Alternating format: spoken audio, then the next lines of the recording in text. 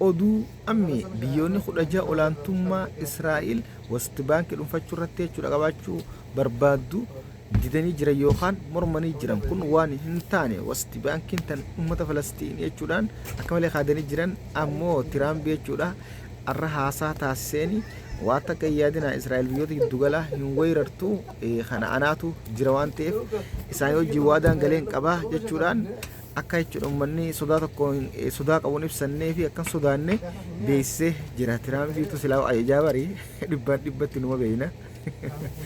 Kanaaf jechuudha ammoo Israa'el akka akkuma isin himnetti arraan tana diifafaana jira. Sooriin isiniin jaa isiin ammoo Israa'el gudditti gadhaabuu barbaaddeeti. Kun ammoo isiidhaaf hin ta'u jechuudha. Lafa namarratti Israa'el gadhaabanii ummata ajaa'ibaa kana kanatti aansuudhaan guyyaa arraan tana ammaas haleellaa Lebanaan yookaan Lebanaanis irratti jechuudha raawwattee jirti. Kan waliigalteen dhukaasa dhaabbateen booda garuu isin haleellaa dhiisuudhaaf fedha waan hin qabneef haleellaa raawwattee jirti. Waliigalteen as cabsuu agarsiisaa jirti. Israa'el tana uummanni kun uummatuma akkamiituun ajaa'ibee barre eegisuma takka harki isaanii nagayaan hin taa'u qaamaan nyaataa moo harkaatu jechuudha qoree harka keessa hidhatee dirtu kayyattuun. Isi amma Iraan waqafatti haa kaasu Iraanii dawaasii qaba. Kanatti aansuudhaan sodaa Iraanii irra abduu irra diifamaa jira dhiifama. Jidduun amma subscribe godhaan isiniin jagalatuumaadha. Iraan misaayiloota haaraa hedduu oomishaa jirti jechuudhaan sodaa qabdu hima ibsatte yookaan himatte Israa'el jechuudha.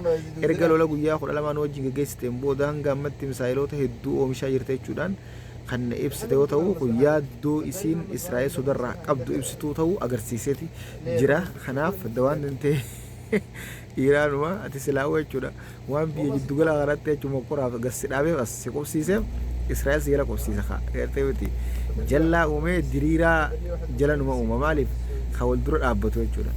Kanaaf jallisee isin kaayeeti Israa'el isin jala Iraan isin jalatti kaayee oomishachuu qaban.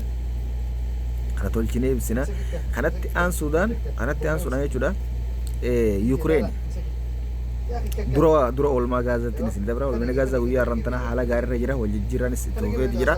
Kanaaf inshallah isaan ammoo akka jaanitti ammaa jechuudha gama hundaanuu jechuudha horeen hojii raawwachiiftuutii fi hanna jechuudha waloodhaan hojjechuu barbaadan hedduun hundaawaa jira. Kun ammoo qaama Hamaas keessaa baasuudhaaf jechuudhaan dubbatamaa jira. Qaamni Hamaas keessaa bahuun ta'u adda bilisummaa uummata Falastiin Hamaas waan ta'eef kun gongumaa hun ta'u ammoo biyyoonni Arabaatis ta'ee garee Maamad Abbaasin hoogganamtus ta'ee hundinuu Hamaas wajjin walii galtee akka bakka biyyummaan Falastiin mirkanaa'uuf waliin hojjechuutu barbaachisa malee yeroo hunda jechuudha gama ta'uun tun hedduu gaarii miti. Kun kufaatii hanga arraan tanaa jechuudha uummata muslimaatiif yookaan uummatuma silaa warra haqa qabu jechuudha dhorkuudhaan saaxile keessaa kun tokkodha. Kun walumaan ta'utu gaariidhaan jira. Kanatti aansuudhaan ammoo walgahii guyyaa arraan tanaa Ukraine mee jiddumaan subscribe godhaa galatumaadha.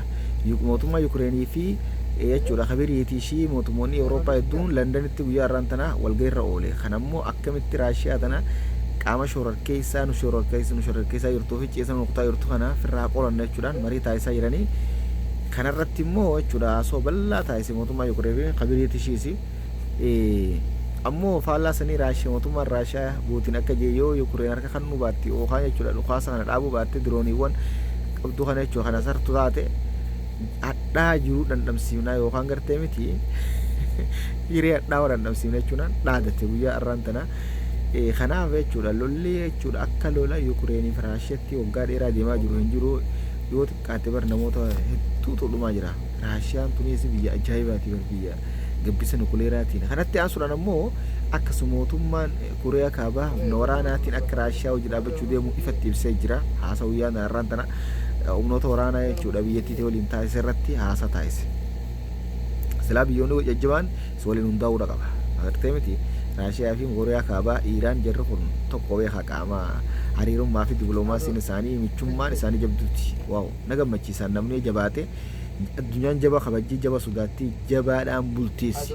Sinigalee ammoo jabaachuudhaaf erga waa lama qabaatteen booda diinagdee fi humna waraanaa yookaan ibidda qabaatteen booda nama wajjinis hariiroo qabaachuu qabda biyyoota akka keetii jajjabaa wajji. Kun baay'ee barbaachisaadha.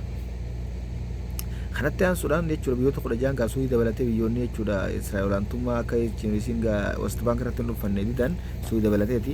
Suudiin ammoo guyyaa har'aan tana ammas ibsa baaftee jechuudha tiraafikiin ibsa har'aan tana ifatti baaseen konkolaataa bakka isaanii malle yookaan bakka isaanii hin eeyyamamin dhaabuun riyaala 150 nama adabsiisaa jechuudha akeekkachiisanii jiran. Kanaaf konkolaachistoonni Suudii keessa jiraattan konkolaataa ooftan akka jechuudha bakka dhaabdanii bakka isin eeyyame keessattuu paarkii bakka jechuudha wannaa malee akka hin dhaabne asumaan isin akeekkachiisuu barbaanna. Maaliif jennaani guyyaa riyaala 10 yookaan 50 gurrachaa ooltaniis adaba jettanii guyyuu adaba kafalaa ooluun isin barbaachisu waan ta'eef eeggannoo godhaan isin hin jenna.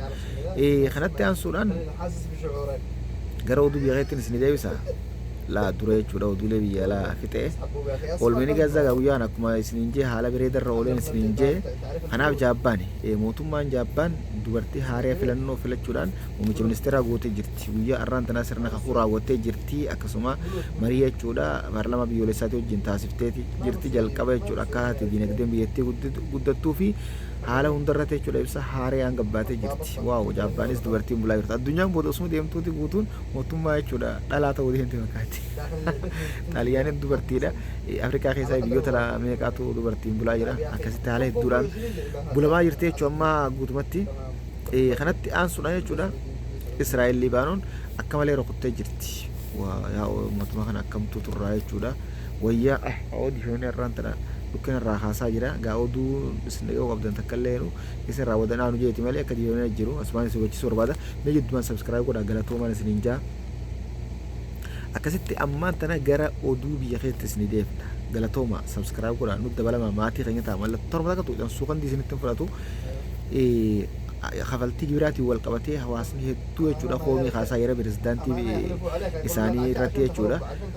Hawaasa rakkataa hawaasa waan kafaluu hin qabnee fi kan jechuudha fiifuu jireenyi isaa waan nyaatee buluu hin qabne garaa hidhatu dirqiidhaan hirkisiisuun gibira jaanii kun jechuudha waan hin taane uummataafis keessatti halaalamu jechuudhaan dubbachaa jiran dhugaadha keessa laalamuu qabaa fi akkuma jiru jechuudha dhugaadha gibirri dirqama addunyaa hundarratti dirqamni jechuudha. Waan dirqama mootummaan uummata irraa qabus uummanni kanna ammoo mootummaanis waan dirqama uummanni irraa qabu kan nu dhaqaba. Akkasitti keessattis walii ilaaluun baay'ee gaariidha. Kun haala bareedaadha. Gaafiin isaaniittis koomii bareedduudha. Dhagahuu fi qaba yennaan asuma mootummaa qaamni dhimmi ilaallatu dhagahee fi uummata kana haala isaa waan beekaniif al duree tokko jechuun mijeessanii laaffisuu qabaniif. Ammoo caalatti jechuudha haala silaa dargaggoonni ittiin hojjechaa addunyaa kanarratti online hojjechaa jiru silaa biyya keenya keessattis addunyaa wajjin wal qixxaatanii oofanii baay'ee gaariidha. Keessattuu kafaltii miidiyaatiin wal qabatee miidiyaalee garaagaraa jechuudha akkaataa biyya keenya keessattis kafaltii dhaabbanni miidiyaalee kun garaagaraa akka kafalu osoo kennanii hawaasa dargaggoonni hedduun irra rakkatu hawaasni illee haala kanaan jechuudha galii harkachuu hin deeyyeetii yaada. Kanaaf fuuldura akka isaan irratti hojjetan inshallah abdii qabna waan ta'eef kanaaf amma kanatti aansuudhaan Suudiin ammoo jiddumaan walgahii yookaan daawwannaa Washingitaan sadaasa 18 yookaan Noovembar 18 jechuudha akka Washingitaan daawwachuu deemu isin gabaaseetiin ture. Akkasitti guyyaa 18 dabarsan duraan guyyaa 8 jaanii 18 dabarsanii kan ammoo walii galtee artificial intelligence jechuudha saayidii wajjin mallattee isuufis jaamee jira. Suudiin ammaan tana haala ajaa'iba guddachaa jirti gaba hundaanuu jechuudha dhugatti meeshaalee dhiyoo tana makiinota waraanaa gurguddaa fi meedii Suudii oomishitee jirti. Inumaa jechuudha sadarkaa addunyaa irratti cimtu taatee jirti akka gama artificial intelligence faadhaan jechuudha saayidii wajjin mallatteessinaan halaas isaan jechuudha warra akka Iraaniif kana jabaatanii humna jechuudha nukuleeraa gabbisuu fi oomishachuu irratti xiyyeeffatan ta'a jechuudha. Kun baay'ee bareeda jabaachuun isaanii dhugatti biyya ajaa'ibaati biyyaan akka malee galatoomfadhuani. Gargaarsa kanaan uummata bakka hundaa cinaa dhaabbattii uummata nagayaati jechuudha. Galatooma akkanaas hin qeene asumaaniin dhiifames hin gaafadha.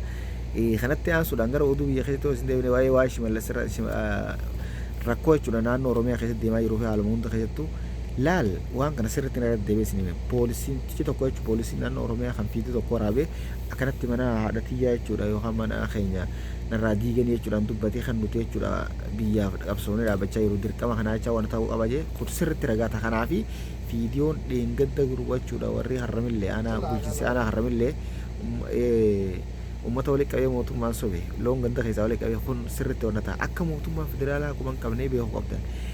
qaama kan hunda dhugaadha isaaniin hoogganamanis dawoo godhataniiti dhimma dhuunfaa keessa ba'aa jiran. Bara hojjettoonni mootummaa kuni gartee miti silaa dhimma gartee miti qaama pirezidaantii ilaallatu federaalaa mootummaa federaalaa qeeqan ka silaa bulchiinsaa ilaallatu pirezidaantii ka silaa kaabinee yookaan abbaa irratti ilaallatu mootummaan olii qeeqama. Kanaaf kana dawoo godhatee kana hawaasan tajaajille kan naannoo san hin kabajjine yookaan hin bareechine waan hojjenne uummataaf tajaajilan kanneen waa badii dalagee gartee miti asii jechuudha akka nuti mootummaa olii kana qeeqnu nu godhaa jechuudha. Mootummaan olii immoo hojjedhaa jaangisee inni daawwannaa dhufetti waan ganda keessaa walii qaqqabaniiti kun akka hojjaa jira yaani ifiin sobanii firra dabarsanii biraa oofan akka inni haala gaarii irra jiran agarsiisee jechuudha kijiba isa. Kanaaf sirriitti dhugaa walitti himuunis gaariidha. Rakkoo gurguddoo warri qabu jechuudha. Bulchiinsa araddarraa eegalee gartee miti hanga godinatti gartee miti kan aanaatiin qabii kan godinaatiin qabii kanneen jechuudha si galee kun ammoo itti yaada uummataaf dalagaadha isin jenna galatoomaadha diifama. Kanatti aansuudhaan paartiin bilxiqinnaa jechuun guyyaa irraantanaa marii biyyoolessaa horee hojii raawwachiiftu wajjin haasaa marii yookaan taasiftee jirti kanarratti jechuudha haala waliin hojjechuu fi diinagdee fuuldura guddisuu fi haala biyyattiin fuuldura saffisaan deemaa jirtu irratti haala gaariin marii bal'aa godhanii jiran asirratti itti aanaan yookaan jechuudha horeen hojii raawwachiiftu gaggeessaan horee hojii raawwachiiftu Adam Faaraa haasaa bal'aa taasisee jira. Mootummaan federaalaatis Dr. Abiy akkasumas taasisee jira. Kanaaf mariin gaasilaa dhugaa waan fuuldura haroora baatii meeqaa jechuudhaan dura harooratanii kaayyatanii irratti hojjetanii gaarii. Kanatti aansuudhaan xaanaa dooniin xaanaa jechuudha guyyaa irraantanaa bakka jechuudha hojii isii bashannanaa galaana wanta irratti gahuudhaan gaa'ee isiniifne jirra guyyaa irraantanaa ifatti jechuudha eebii taasifamuun hojii eegalchiisuu beeksisanii jiran. Kana kun cufaa oduu guyyaa irraantanaati. Oduun irraa qonnee na fakkaataa kan biraatiin hanga deemtu shirguudhaan facaasaa oduu tokko isinii dabala. Ini gaya lagi. Karena galatoo. Assalamualaikum warahmatullahi wabarakatuh. Maatii keenya taanu dabalamaa galatoo.